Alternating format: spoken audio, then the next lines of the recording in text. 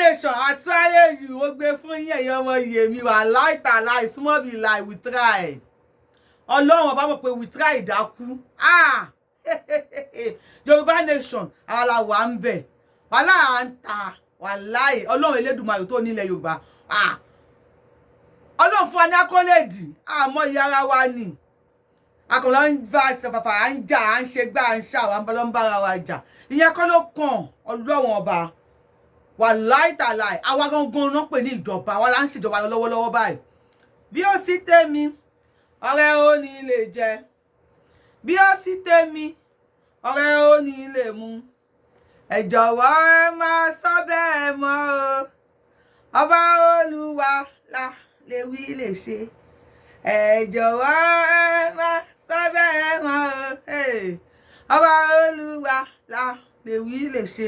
Yes, Yorùbá nation kéèyàn kan máa halẹ̀ mọ́ Káyọ̀dé wa pé tí ó bá sí tòun Yorùbá nation ní dúró tí ó bá sí ti ẹnìkan kò sí tó jọ wàláì tàláì Yorùbá nation alálẹ̀lẹ̀ Yorùbá ó lò wá even for this present government tó lọ lọ́wọ́lọ́wọ́ báyìí wàláì tí ó bá sí tọ́ lọ́wọ́ Elédùmarè tí ó bá sí ti Yorùbá nation tó lọ́wọ́ bá lo Yorùbá nation fún yín wàláì rẹ́rẹ́ ò bá ti rún nílẹ̀ Yorùbá rẹ́rẹ́ ni mo sọ fún yín kò bá ti rún nílẹ̀ Yorùbá bàbá Tinubu àbí president Tinubu kò tí mọ́nu president Bọ́lá Ahmed Tinubu in case tẹ́ bá ti gbọ́ ẹ̀kẹ́ mi wá já yín sí o ekulé báyìí ó ti gbọ́ ó ti tẹlifóònù tó kó àdán ti gbọ́ wàláì ó sáré tweet ọbẹ̀ ni pé first week bàbá Tinubu ní ọ́fíìsì ó lẹ́tì kẹ́ o bàbá àwọn tẹ́lẹ̀ minister of appointment minister of defence minister àbí chief of defence chief of army staff tẹ́lẹ̀ appointing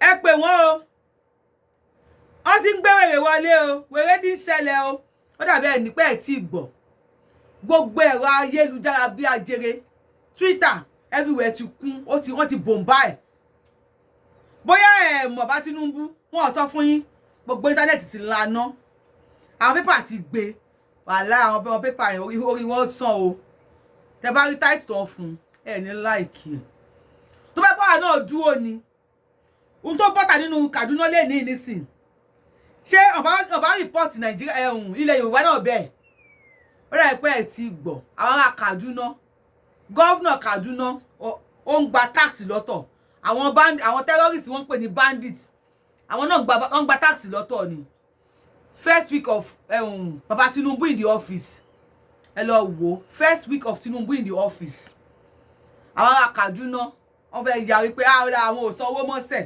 àwọn ò sanwó bandits mọ́ aláì 37 nínú wọn náà pa ibi kọ́ ni mo sọ o ẹ lọ wò lórí paper every paper ló gbé Punch gbé Twitter gbé Facebook YouTube ti lana Baba Tinubu ẹ lè má gbọ́ o àwọn tó bá wà lẹ́gbẹ̀ẹ́ yín kó wá mi share fídíò yìí kó kàn yín lára tẹ́bárẹ́ ni wọ́n sọ fún yín pé Yorubawuyi yẹn má dá lóhùn ó kàn máa fún wa ní bad news ni good news wo ló ṣẹlẹ̀ tí mi fún ẹ sọ fún mi announce fún mi tí ìyẹ́ bá bímọ kí mi announce ẹ̀ síta tó bá ṣẹlẹ̀ làwọn máa gbé jáde Tinubu first week in the office ṣé tó pé Sunday Igboho ò jáde tí Yorùbá nation tá a jáde tá a takú pé kò sí tó jọ́sẹ̀ a máa dúró tì yín ni kò lè ṣẹlẹ̀ ká máa dúró tì yín lọ́rùn ni bọ́n bá ṣe wọlé ní ẹ̀yà ẹ sanwó lẹ́wù o ẹ sanwó orí àwọn òyìnbó tó ya wèrè gan pàtó wọlé wa Yorùbá àtàlẹ́ yìí o ẹ̀yin ọmọ Yorùbá láti ilẹ̀ ni Yorùbá ò kì í ṣe ojo nígbà táwọn òyìnbó gan tó wọlé pé àwọn máa gba owó táàsì levy tó tẹ́ pé ojú tẹ̀ sí dúdú tí ò sí íńtánẹ́ẹ̀tì àbáwá dúró tì wọ́n kò sí tó jọ àwọn onísanwó ẹ ṣe ń gbọ́ orin ẹ̀yọ́ ayé ilé ẹ̀yọ́ ẹ̀yọ́ ayé ilé ẹ̀yọ́ ẹ̀yọ́ bàbá ń ta wá tí ń fi góòlù ṣeré àwa onísanwó oníbodè òdìlé kí lẹ tún gbé owó lẹ tún gbé kí lẹ fi ṣe aṣọ lẹ́fìrà aṣọ kí lè rà yẹ̀yẹ́ ẹ̀yẹ òyìnbó ẹ tún jalè odò òrìṣà tẹ́ ẹ̀ bá bọ̀ tún wà wọ onísanwó oníbodè òdìlé ibi tó ti jáde nìyẹn táwọn bá ti jẹ́ máwọn bìrìtì kó lówó òyìnbó gbólúwọlé kò wí nǹkan wọ́n fẹ́ sọ wọ́n gba marina ó gbólúwọlé kò wí nǹkan òyìnbó fẹ́ sọ wọ́n gba marina wọ́n láwọn máa wó sàlẹ̀ kó wọ́n ṣe bí kùrù mọ́ni wá o lẹ́kọ́ o wọ́n fẹ́ gbá alẹ̀ wọ́n ń tanra wọn o lẹ́kọ́ o wọ́n fẹ́ gbá alẹ̀ wọ́n ń tanra wọn.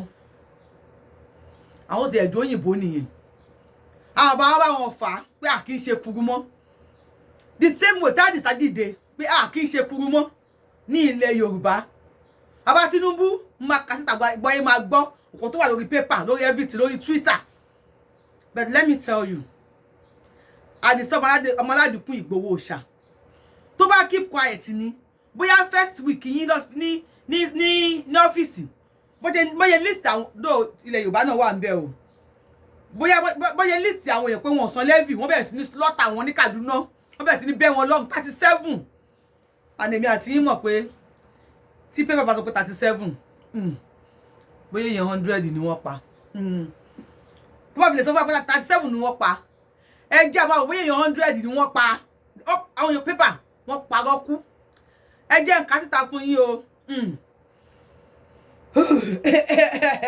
Ọlọ́run ṣàánú fún wa ọ̀rọ̀ yìí bàbá ẹ dìde ńlẹ̀ o kò sáyè ohun o ẹ build up security yes ẹ build up security ẹ learn from Sunday Adéyẹmọ Ìgbòho Òòṣà ó dìde fún ilẹ̀ Yorùbá pàtó pa wọn ní Sókótó wọn pa wọn ní Kaduna pa wọn everywhere Sunday ò dìde pàtó ń délẹ̀ Yorùbá ní Májàsọ́lá sọ pé òun ò ní gbà bàbá wọn pa wọn ní Sudan pa wọn ní gbogbo ẹ̀ ní kẹ́ dìde sí yẹn o ṣùgbọ́n ilẹ̀ Nàìjíríà ti wá gbẹ̀ sí ní máa pa wọ́n sí lásìkò tí náà first week ẹ yẹ kí n kà síta at least 78 killed 12 kidnapped in Tinubu first week report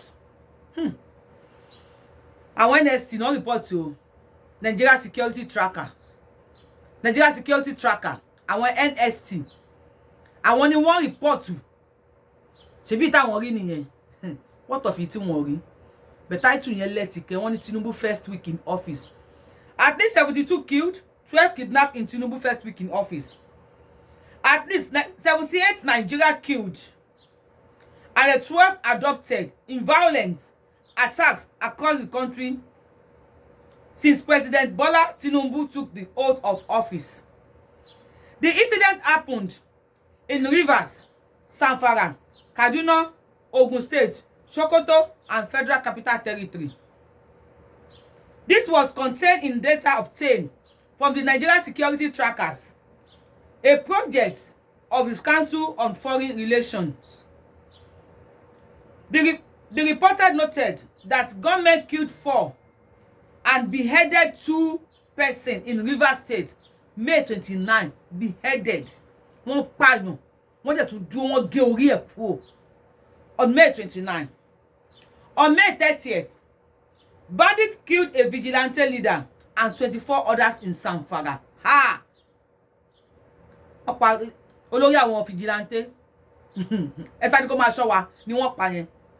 And 24 others in Zamfara State. Ó ga o. Ìlú kọ́ ni Nàìjíríà o.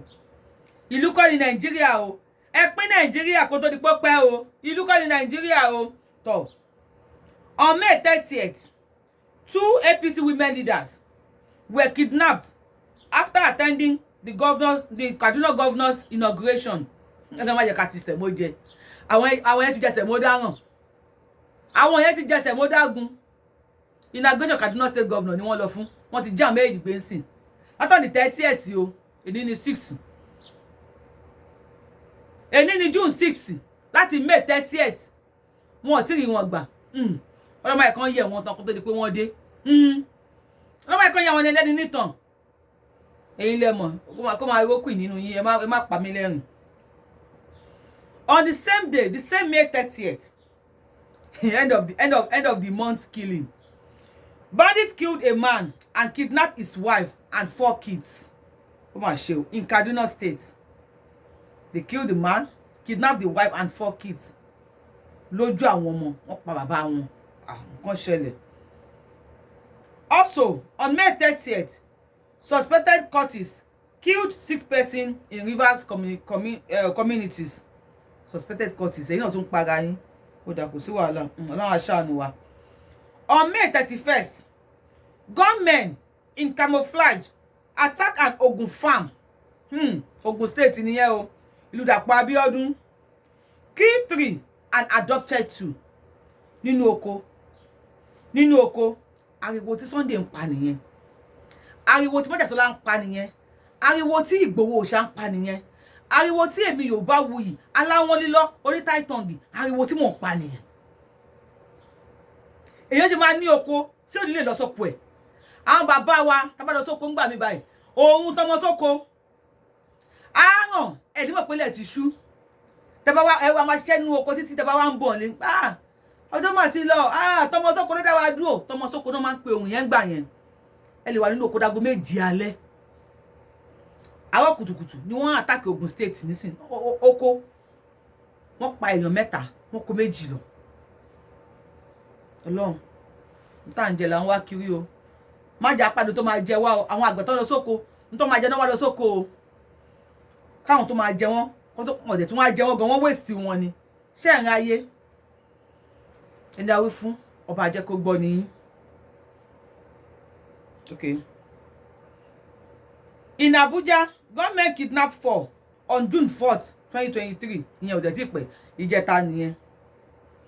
On Sunday, bandits killed 37 over refusal to pay levy in Sokoto. Bí Awilade Yorubawuyi.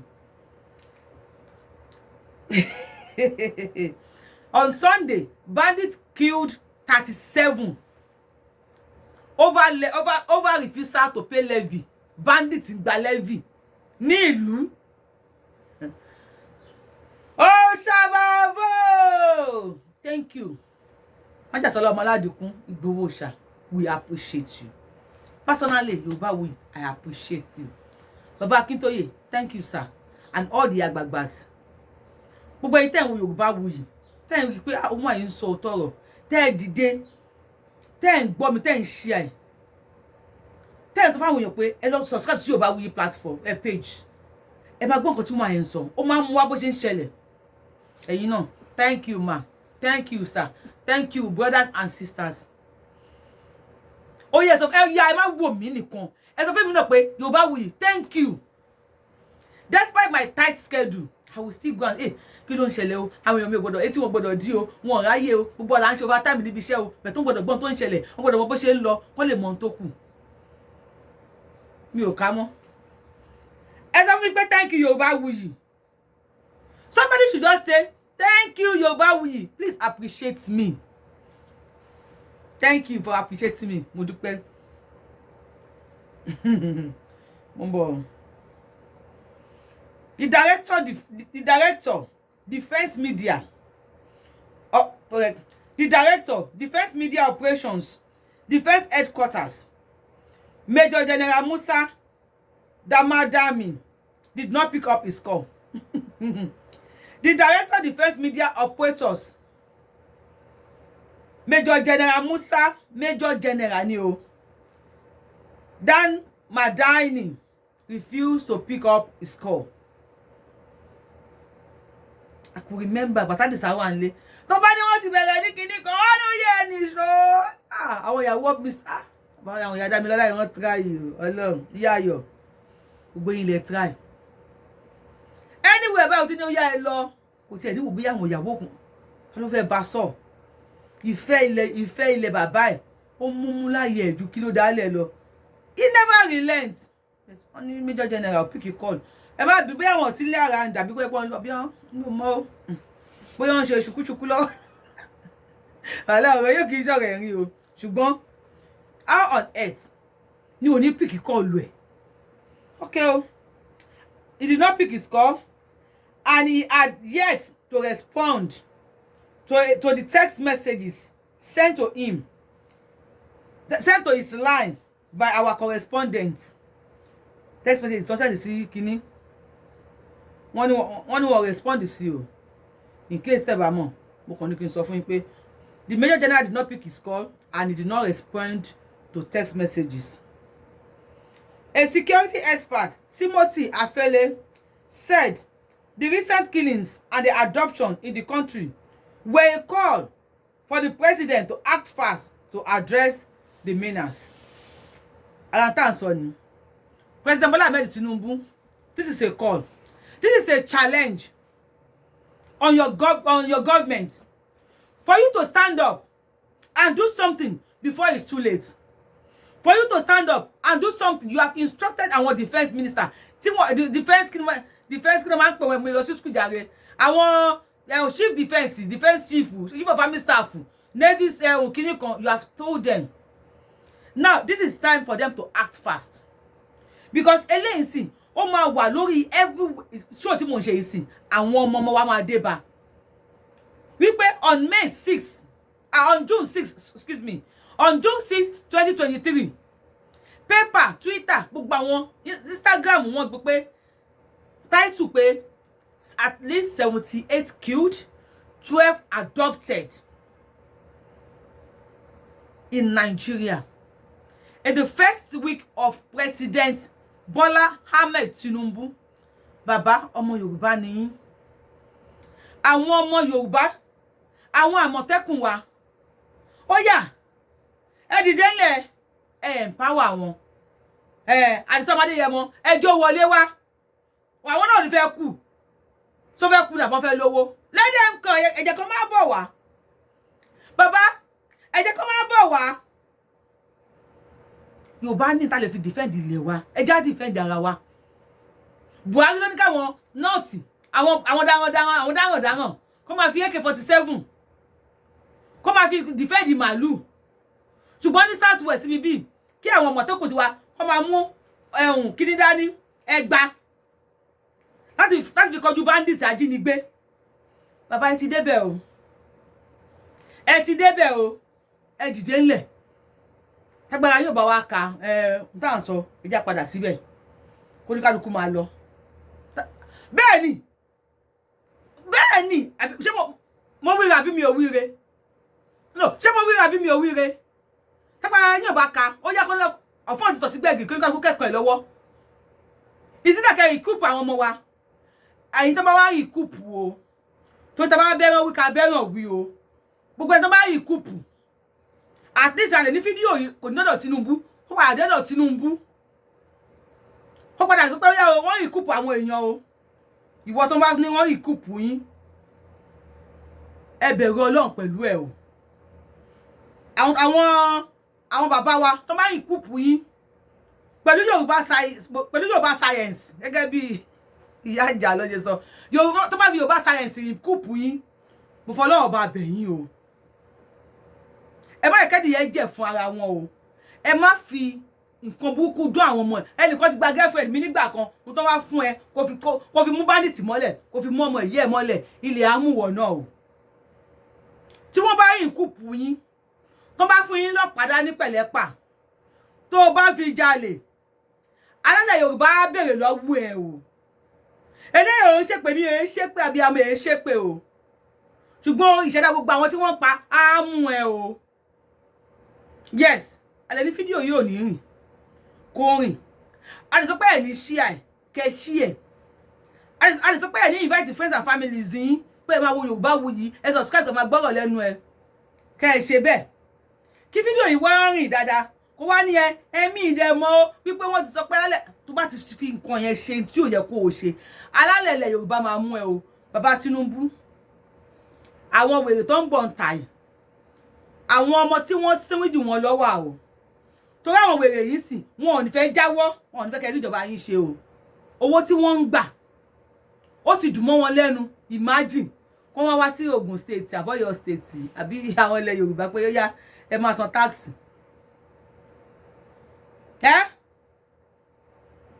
Ẹ san tax bíbẹ́ lórí ni levy.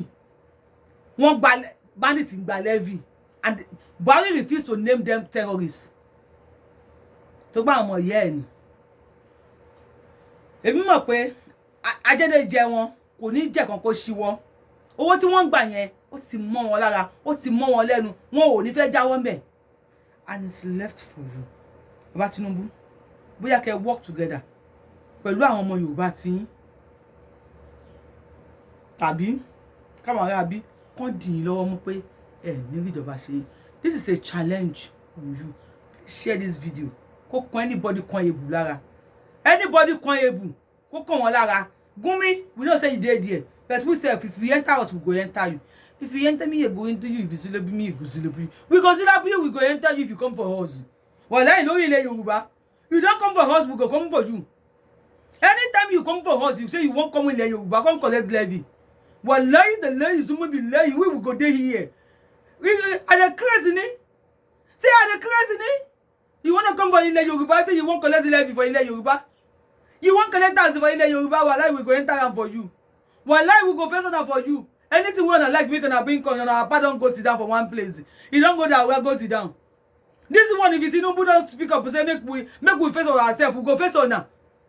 Waiting on the one we come there Yoruba. While we get everything now. We get that for Juju for Yoruba, we go put that for our grand. Our papa land, we go put that for the ẹ̀sìn we lọ ni ilé alanu agbe ogbo yin mi na ma bọ̀. Ẹ má bọ̀ if mo na de ẹ jẹ́ kan ma bọ̀ ẹ má bọ̀ tí ma ta ni. Yorubawuyi. Yorubawuyi. Ẹ ko ma wo mo yi. Character ni o, I like character ni mi. Many they come, if they come for the Yoruba, we will go there here for them. They won't come for the Yoruba. When they come, we will go there here. Avele said, it simply means he is running out of time. About TINUBU money, you are running out of time. The security structure, the security structure must be immediately reset, and the head of the security agencies must be kept on their toes. Yes, the head of the security agencies must be kept on their toes. But TINUBU, jokes apart, it's time to build up the security. Spiritually way, local way, and I would not say it's spiritual, but locally way, and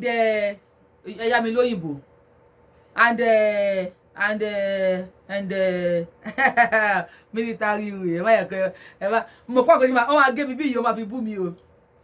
Either locally way or military way. Please, you must build up the security, because security pẹ̀lú agitation wa. Àwọn èèyàn lọ sóko, ó lọ lé kò délé, ó lọ kò dóko, ó tó kò dóko rokoto.